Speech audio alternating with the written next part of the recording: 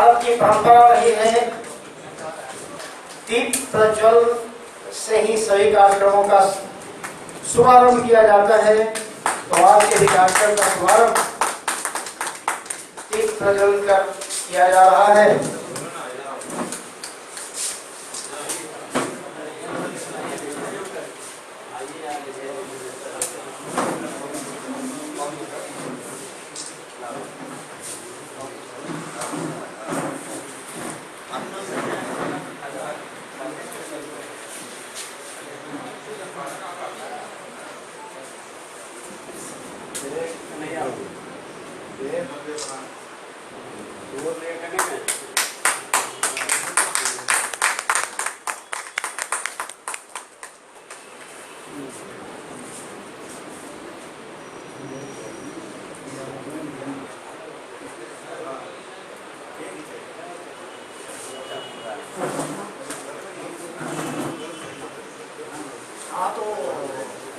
पत्रकारों को और सम्मानित मंच को पत्रकारों के द्वारा सम्मानित करने का आयोजन है। आदरणीय कमलेश पुण्याल जी। हरिओम हरिओम।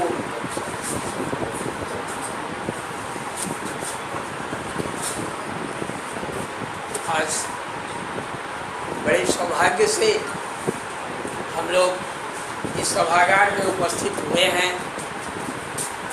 एक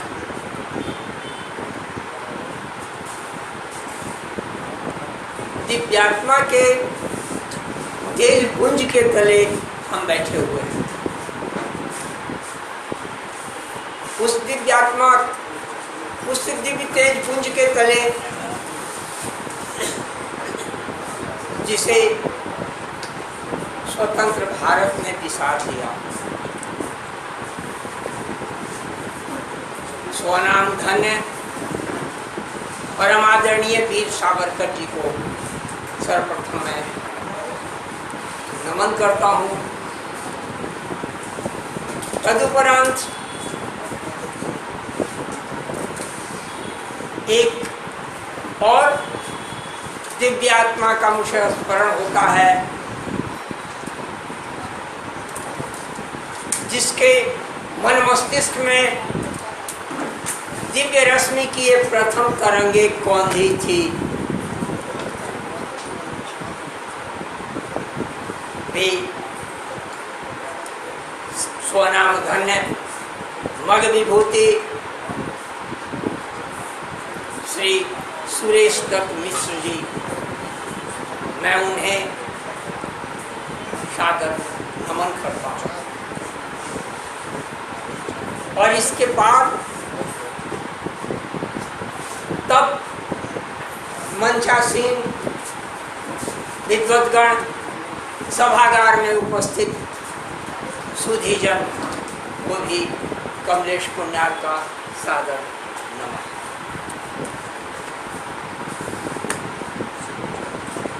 ये बड़े सौभाग्य की बात है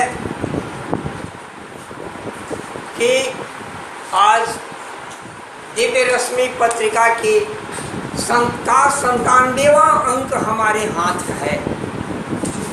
97वां शतक पूरे होने में सिर्फ सत्वगुण, सत्वरज, तम और 3 शेष रह गए हैं। 3 वर्ष शेष रह गए, शतक पूरा हो जाएगा। और शतक जब पूरा हो जाएगा तो फिर माला पूरा होने में, सवाल पूरा होने में देरी कितना रहेगा। इसके पास संबंध में अभी हमारे भाई मार्कंडेय जी ने ज्योतिषीय गणना करके भी संयोग ऐसा बैठाया कि ये नवमी और अष्टमी, अष्टमी के बाद अभी नवमी का पदार्पण हो चुका है तिथि क्रम में।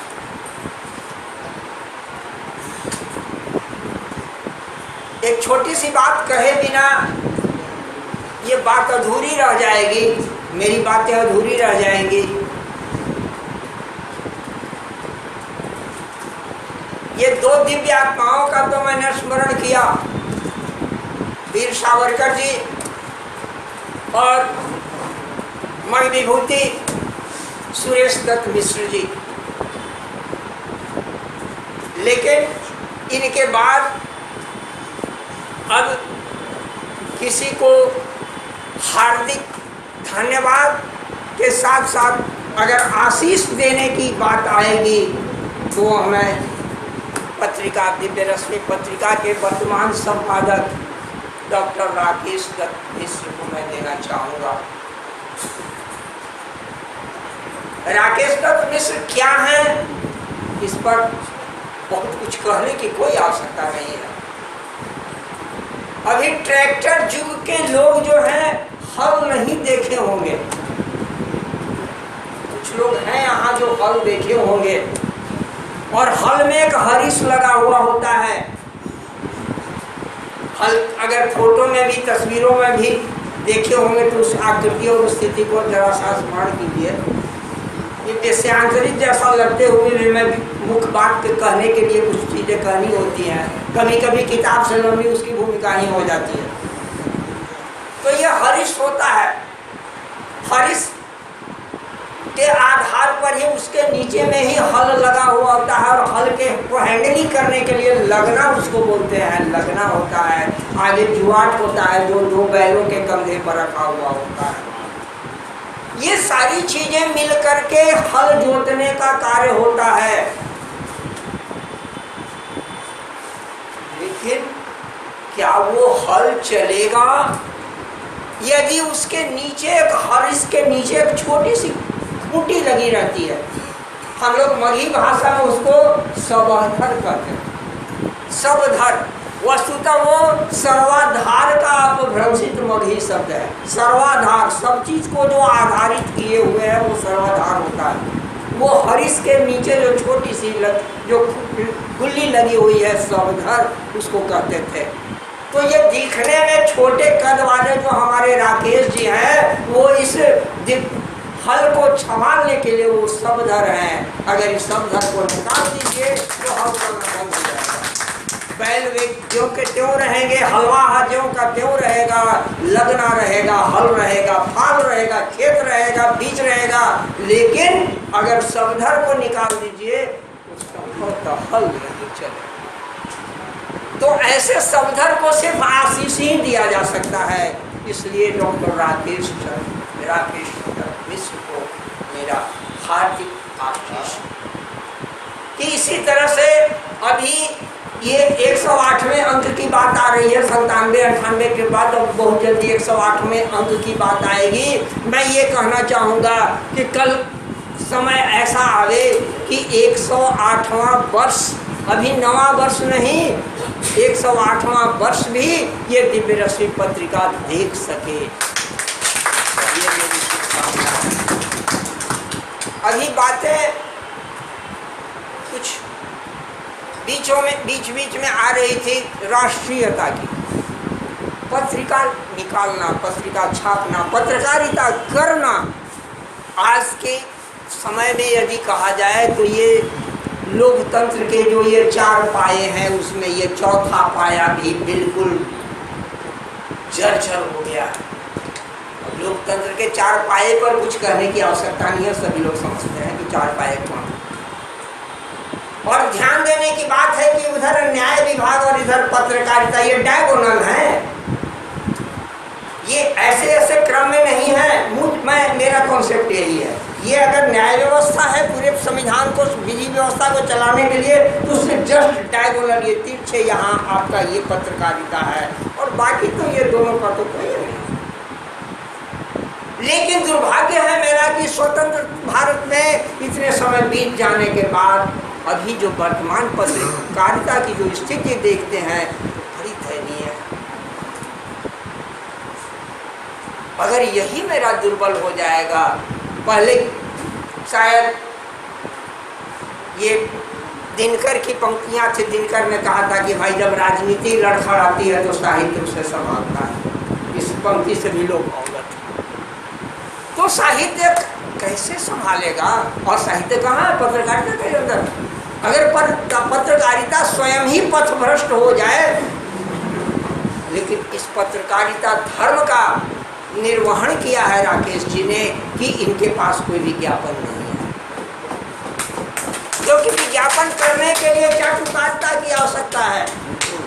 अगर आपके पास, पत्रकार के पास दुम नहीं है हिलाने के लिए, नेताओं के आगे पीछे, तो वो आज पत्रकारिता के पंक्ति में खड़ा नहीं हो सकता, और खड़ा भी होगा तो धक्के खा के गिरेगा, शीर्ष पंक्ति में वो जा नहीं सकता है।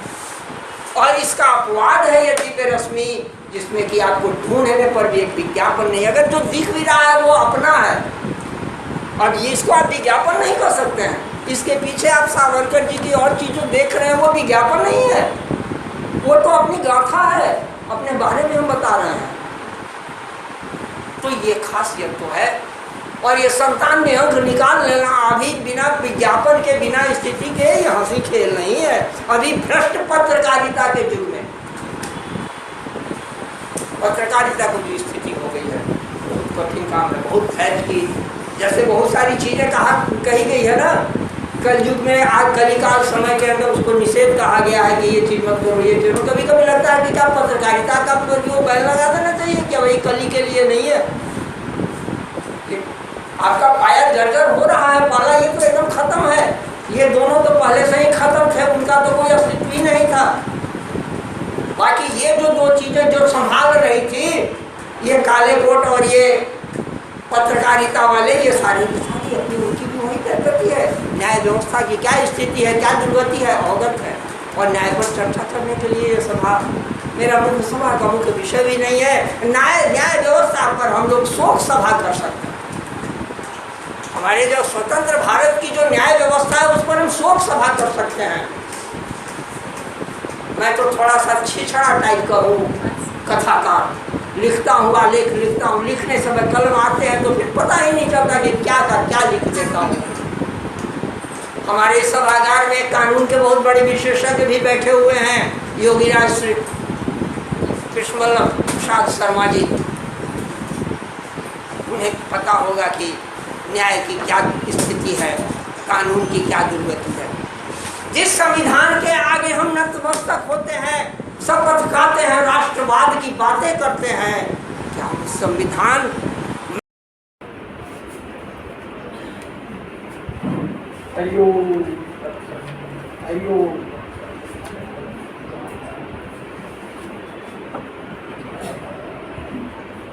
आज बड़े सौभाग्य से हम लोग इस सभागार में उपस्थित हुए हैं। एक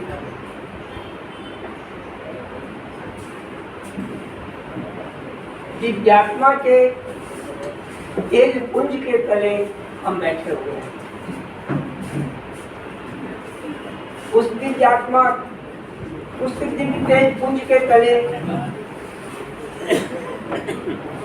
जिसे स्वतंत्र भारत ने दिशा दिया, स्वनाम धन्य परम आदरणीय वीर सावरकर जी को सर्वप्रथम मैं नमन करता हूँ।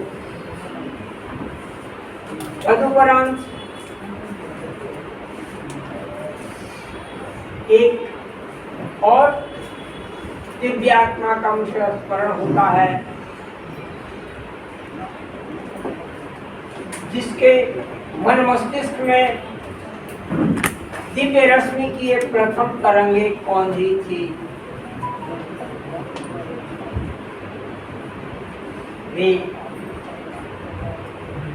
स्वनाम धन्य मद विभूति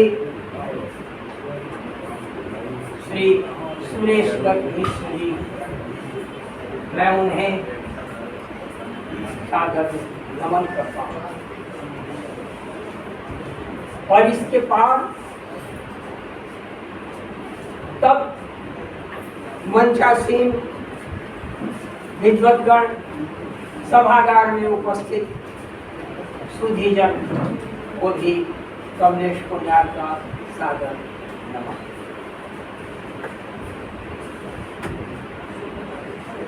ये बड़े सौभाग्य की बात है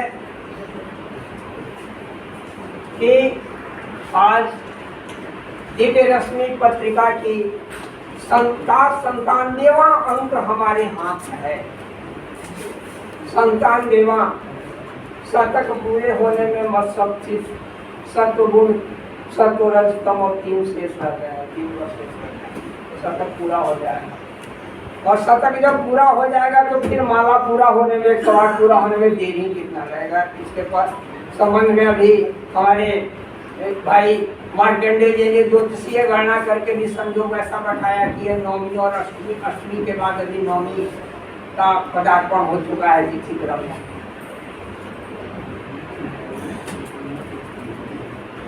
एक छोटी सी बात कहे बिना ये बात अधूरी रह जाएगी, मेरी बातें अधूरी रह जाएंगी।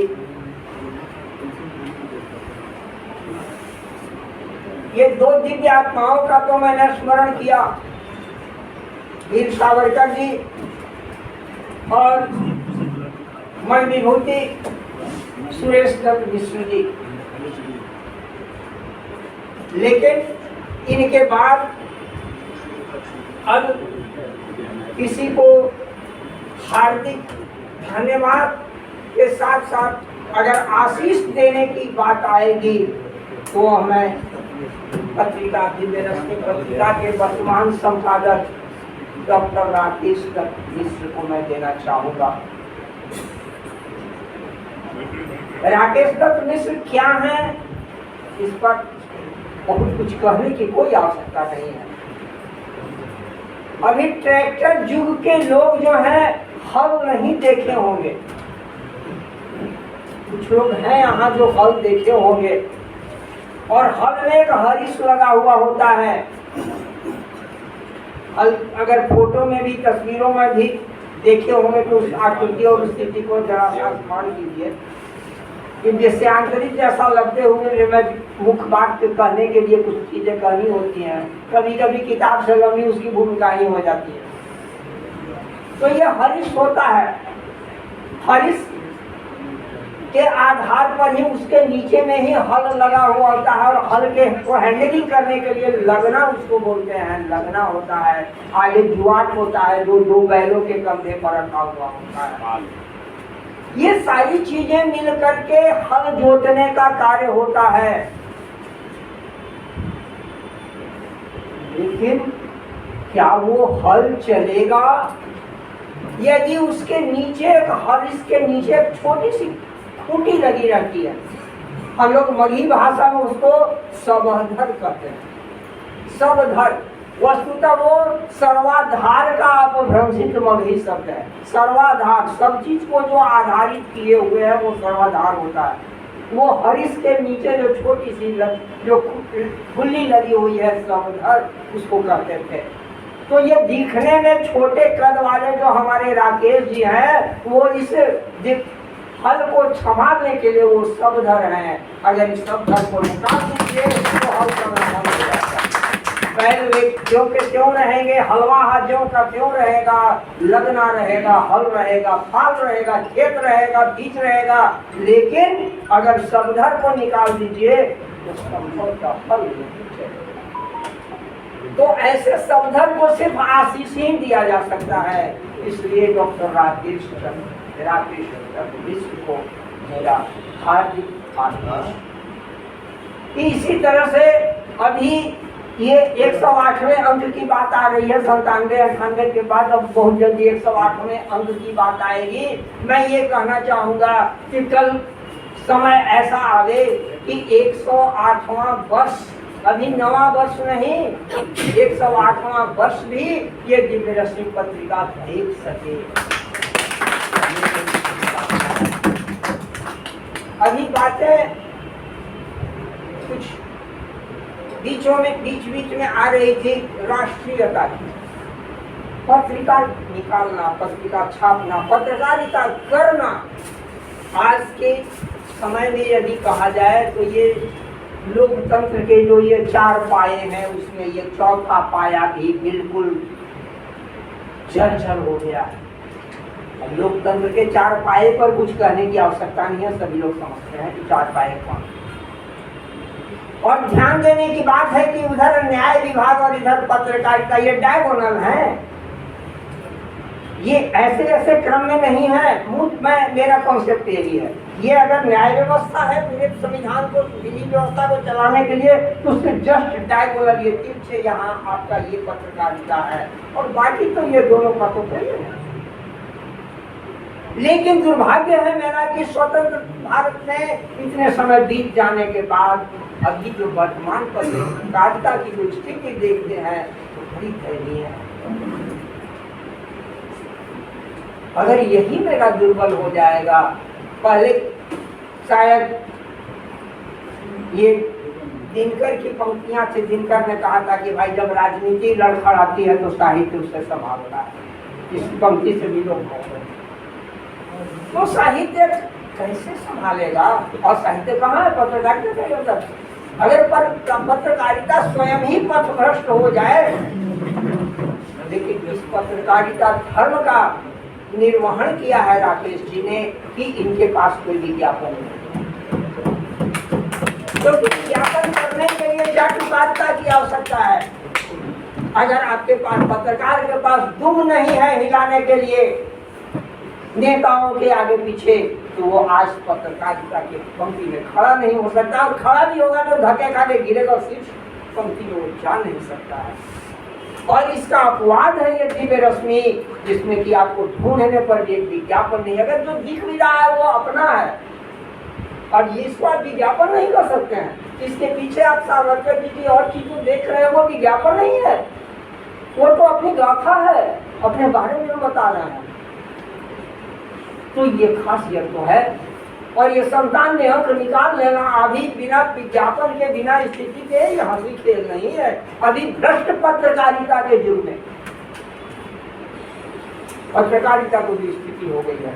बहुत कठिन काम है, बहुत धैर्य की, जैसे बहुत सारी चीजें कही गई है ना, कल युग में आज कलिकाल समय के अंदर उसको निषेध कहा गया है कि ये चीज मत करो, ये चीज। कभी कभी लगता है कि क्या पत्रकारिता का जो बैन लगा देना चाहिए, क्या वही कली के लिए नहीं है?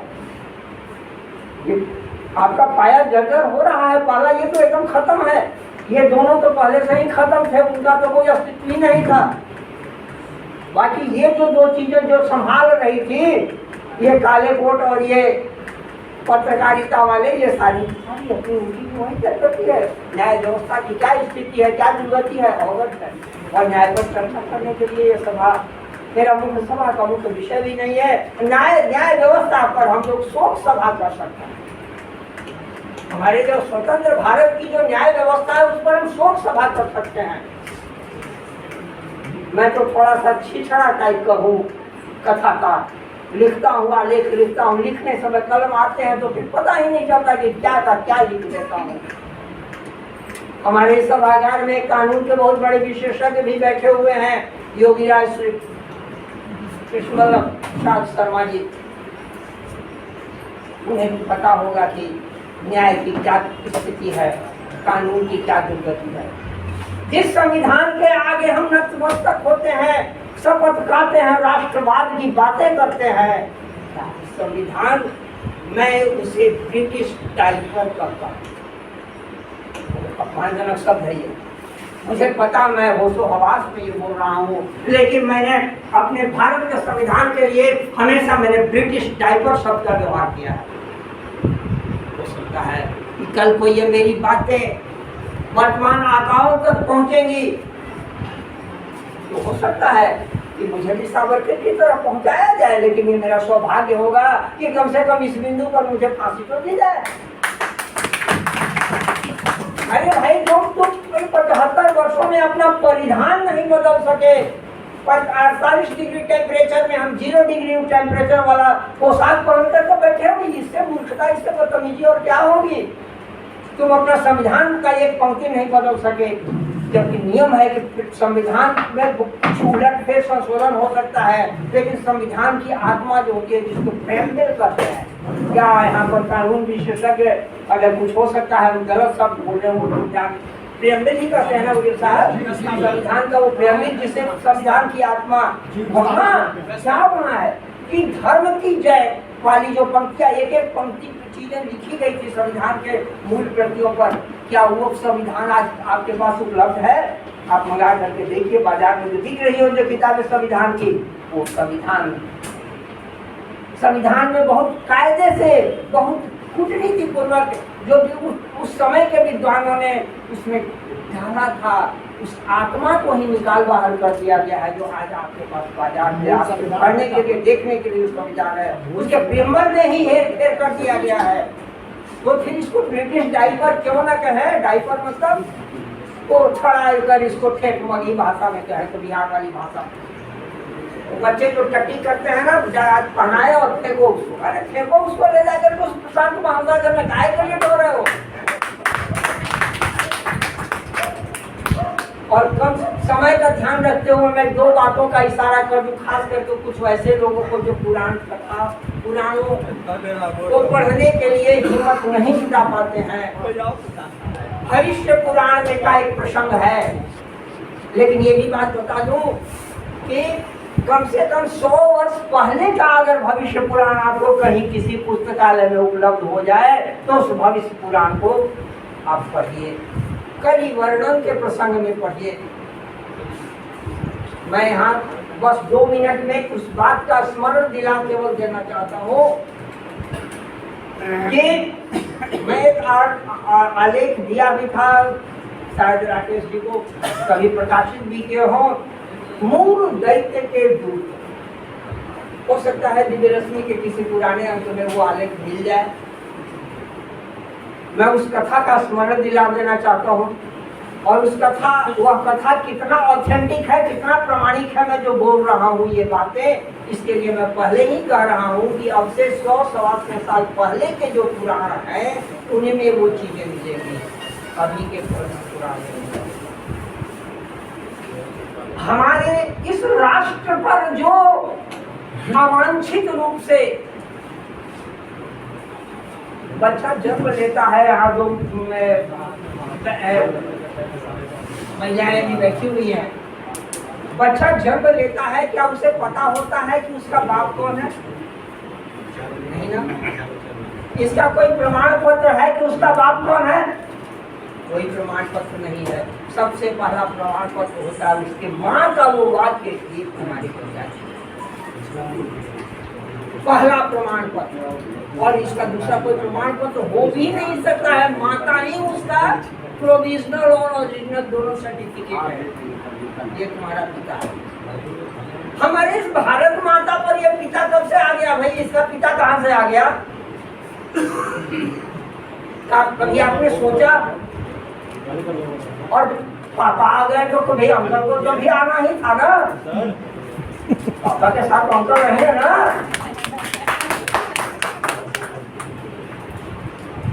नाम लेकर के अपनी जीवा को गंदा करना नहीं चाहता हूँ, समझना। मैं जो समझाना चाहता हूँ, मैं जो कहना चाहता हूँ, आप कह सकते हैं। मूल दैत्य के दूत, मूल दैत्य की सभा में जब कलयुग 4500 वर्ष के लगभग व्यतीत हो चुका, अभी गत कली अभी 5100 यानी 125 के आसपास, 125वां वर्ष ये कलयुग का भी चल रहा है।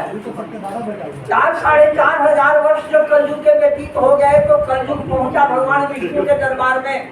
मैं इस कथा के साथ ही अपनी बात को इसे रोचक कथा और ज्ञानवर्धक जान के लिए है। आप इसको खोजिए और इसके बाद आप राष्ट्र को खोजिए और राष्ट्रीयता को खोजिए, क्योंकि इस पत्रिका की हमारी इसकी आत्मा राष्ट्रीयता है, इसलिए वहां पर इशारा पहुंचाना मेरा उद्देश्य है। ठीक है, समय मिलता नहीं है, लेकिन समय को मिलाना भी पड़ता है।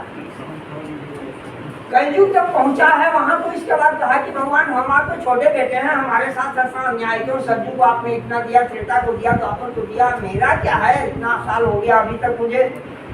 ये तो बड़ा मुश्किल है। हमारे ख्याल तो है कि भाई तुम मेरे छोटे बेटे हो, लेकिन हम क्या करें? मेरी भी लाचारी है। धर्म वहां तो नष्ट हो रहा है।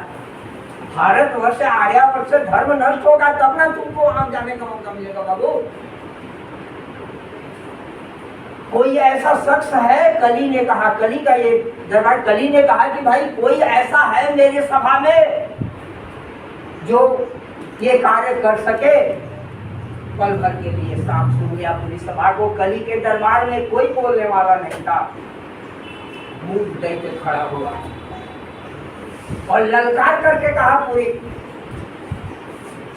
कि मेरे दूतों में इतनी ताकत है कि वो भारतवर्ष में जा करके वहां की संस्कृति को विध्वंस कर सकते हैं। ये बीड़ा उठा, बीड़ा उठाना एक मुहावरा जो है वास्तव में पान के बीड़े रख दिए जाते थे। सभाओं में, और जो वो बीड़ा उठाता था तो मतलब कि वो एक बिल्कुल एक तरह से उस बीड़ा उठा करके शपथ हुआ। तो मूर दैत्य के दूतों ने, 2 दूतों ने उस बीड़ा को उठाया। और मेरा दुर्भाग्य भारतवर्ष का है कि वही हमारे पापा और अंकल बने। मैं नहीं कह रहा हूँ, इसका प्रमाण अगर आपको ढूंढिए तो दोनों का नाम थोड़ा सा उलट फेर करके सारी चीजें भविष्य पुराण अब से 100-125 साल पुरानी प्रतिमा में उपलब्ध हो जाएगा। और इतना ही नहीं, लंबा चौड़ा इतनी चीजें वहां आपको मिलेंगी, इतनी चीजें मिलेंगी कि आपकी आंखें खुल जाएंगी और मन गदगद हो जाएगा। हम कहाँ किस अंधकार में भटक रहे हैं। तो इस हमारी भारतीय संस्कृति और सभ्यता को बर्बाद करने में इनका बहुत बड़ा, ठीक हमारा एक तरफ है, हमारे गुलामी का बड़ा लंबा दौर रहा है, लेकिन उनका तरीका अलग रहा है। 1400 साल पहले जो आए और 2500 साल पहले जो आए और अपने पताका लहरा गए, उनका दौर अपना रहा है। वो क्षण में कभी कभी मन में जब चिंतन करने बैठते तो लगता है कि नहीं, उन दोनों को मूर्खों को क्षमा कर देना चाहिए। लेकिन ये दोनों तो मूर्ख के दूसरों कतई क्षमा के योग्य नहीं है, इन्हें कैसे क्षमा कर सकते हैं। यदि भारत इस राष्ट्रवाद के अलग को जगाना है तो अपने भारत की संस्कृति में वापस आने की आदत डालना होगा। आप भारतीय संस्कृति का अवलोकन करें, अध्ययन करें, मनन करें, चिंतन करें और अधिकाधिक उसे अंगीकार करने का प्रयास करें, आत्मसात करने का प्रयास करें। और इस कार्य को, इन सारे कार्यों को करने में मेरा पूरा विश्वास है कि ये दिव्य रश्मि अपना कदम निरंतर बढ़ाएगी। तो बस इन्हीं शब्दों के साथ मैं अपना वक्तव्य समाप्त चाहता हूँ।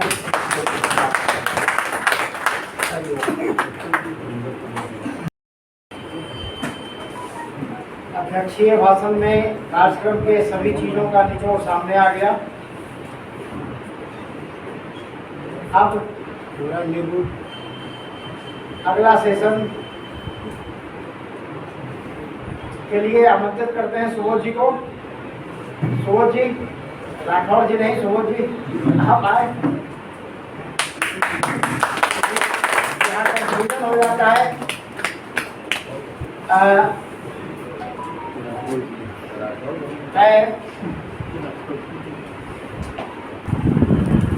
हीरोइन चीफ आदरणीय सुबोध कुमार भैया कृपया मंच पर हैं।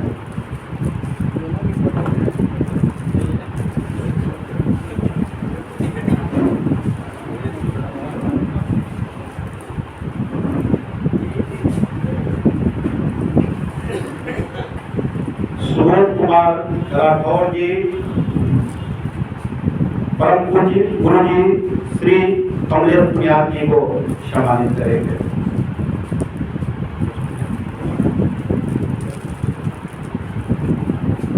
गुरु जी कमलेश पुनियाद जी, एक बार जोर से तालियों से स्वागत किया जाए।